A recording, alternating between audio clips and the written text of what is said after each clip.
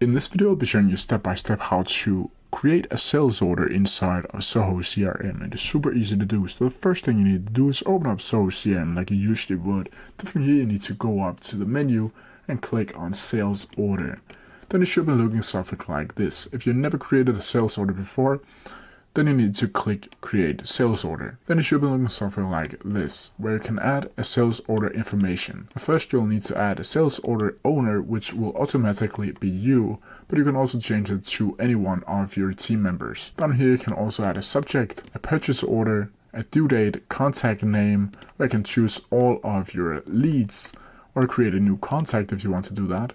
You can exercise duty, and you can add a status. You can also add a deal name if you want to do that, where you can select either of the deals that you have made. You can add a quote name and add a pending. You can also change the carrier from FedEx to UPS to USPS to DHL to Blue Dart. You can also add a sales commission if you want to do that, and account name.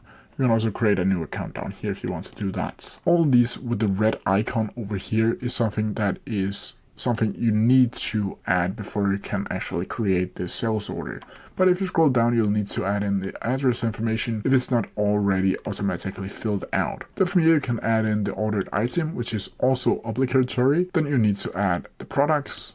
You can also add a new product if you want to do that. And you can create a description for it, a quantity, a list price, and you can see the amount, the discount, the taxes, and the total over here.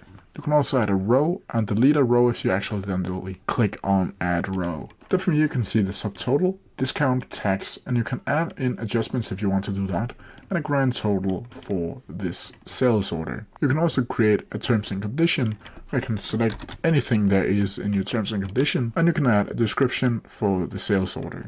But when you're done, you simply need to click save. And then it should be looking something like this. And that's how you do it. If you have any questions about it, please leave them down in the comment section below and I'll try my best to answer them as quickly as possible. See ya!